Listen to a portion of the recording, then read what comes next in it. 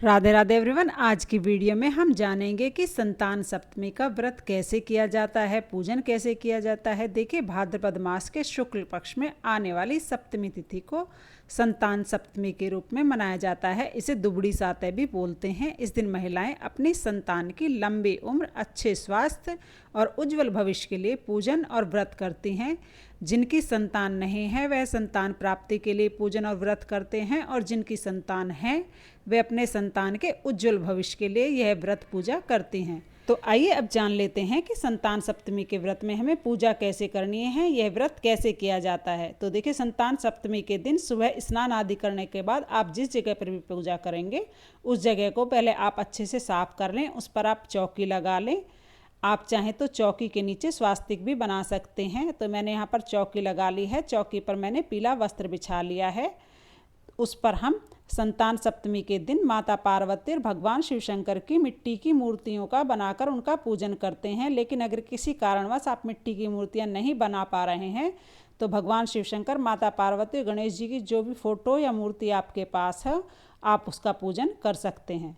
तो देखिए, थोड़े से फूलों का आसन देकर हम यहाँ पर भगवान शिव शंकर, माता पार्वती और गणेश जी की फोटो को विराजमान कर लेंगे। इसके बाद देखिए, यहाँ पर मैंने मिट्टी की मूर्तियाँ बना ली हैं। तो गणेश जी की मूर्ति हमें बनानी है, माता पार्वती की, और भगवान शिव शंकर की मूर्ति या शिवलिंग हमें बनाना है। मूर्ति आप कैसी भी बना ले, जरूर नहीं है कि कोई विशेष आकृति ही आपको देनी है।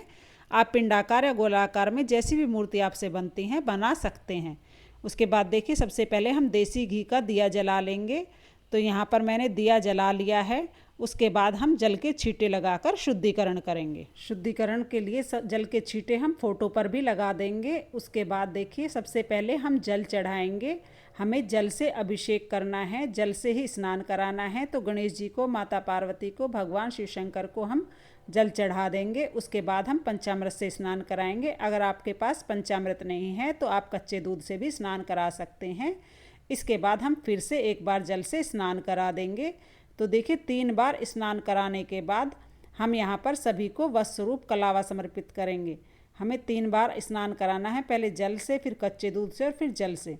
तो यहाँ पर गणेश जी को, माता पार्वती को, भगवान शिव शंकर को, सभी को कलावा समर्पित कर दिया है। और जो फोटो हमने लिए है उस पर भी हम कलावा समर्पित कर देंगे।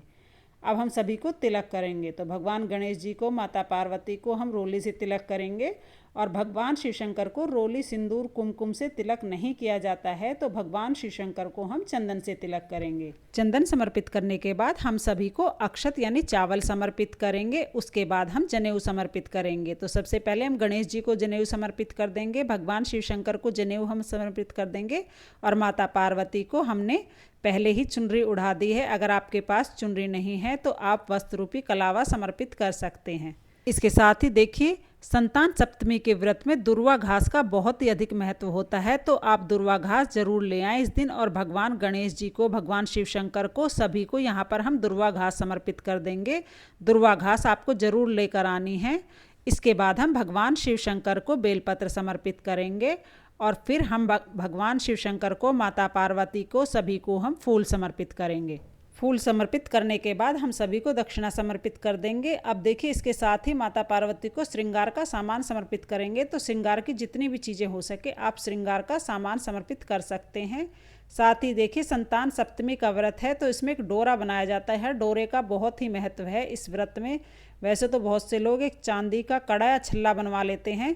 1.25 तोले का जितनी संतान होती है उसके हिसाब से कड़ा या छल्ला बनवाया जाता है। लेकिन अगर आप पहली बार व्रत कर रहे हैं और आपने कड़ा छल्ला नहीं बनवाया है तो आप इस तरह से कलावा ले लीजिए और उसमें 7 गांठें आप लगा लीजिए। तो देखिए, पहली गांठ मैंने लगा ली है। उसके बाद हम दूसरी गांठ लगा लेंगे। तो इसी तरह से हम 7 गांठ लगाकर एक डोरा बना लेंगे। पूजा जहाँ हम कर रहे हैं वहीं बैठकर हम डोरा बना लेंगे, और फिर हम इस डोरे का पूजन करेंगे।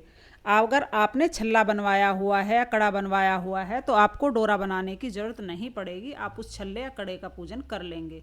अगर छल्ला या कड़ा आपके पास नहीं है, आपने नहीं बनवाया है, तो संतान सप्तमी के दिन इस तरह से आप डोरा बना लीजिए, और उस डोरा को पूजा के बाद अपने सीधे हाथ में बांधना होता है। तो इस तरह से इसको जब हम पूजा हो जाएगी उसके बाद इसे बांधना है। पहले हम पूजन करेंगे। तो पूजन के लिए डोरे को हम चौकी पर रख देंगे। उसके बाद हम जल के छींटे लगाएंगे, रोली से तिलक करेंगे, साथ ही हम डोरे को पुष्प समर्पित करेंगे। तो इस तरह से हम डोरे का पूजन करेंगे। अब हमें सभी को भोग समर्पित करना है। तो भोग के लिए देखिए, संतान सप्तमी के व्रत में 7 मीठी पूरियां बनाई जाती हैं। 7 मीठी पूरी आपको माता पार्वती के लिए बनानी है और 7 मीठी पूरी आपको खुद खाने के लिए बनानी है। मतलब ये भोग समर्पित कर देंगे। मीठी पूरी होनी चाहिए, या आप चाहें तो पूड़े भी बना सकते हैं, लेकिन संख्या 7 ही रखनी है। तो इसमें जो 7 पूरियां हैं वो हम किसी को दान कर देते हैं। परिवार में किसी को नहीं देनी है, परिवार से अलग किसी को दान कर सकते हैं। और 7 पूरियां जिसने व्रत किया है वो खाएगी। भोग समर्पित करने के बाद हम 1 लोटा जल समर्पित करेंगे। फिर हम सभी को धूप दीप दिखाएंगे। तो यहाँ पर सभी को धूप दीप दिखाने के बाद हम संतान सप्तमी व्रत की कथा सुनेंगे। तो देखिए, कथा सुनने के लिए सबसे पहले हम हाथ में थोड़े से चावल और फूल ले लेंगे। आप चाहें तो खाली चावल भी ले सकते हैं या फूल लेकर भी कथा सुन सकते हैं। कथा कभी भी खाली हाथ नहीं सुनी जाती है। आपको सिर्फ ये ध्यान रखना है कि हाथ खाली नहीं होने चाहिए। उसके बाद कथा सुनने के बाद जो हाथ में हमने चावल और फूल लिए हैं वो हम माता पार्वती के चरणों में समर्पित कर देंगे। इसके बाद हम सभी की आरती करेंगे।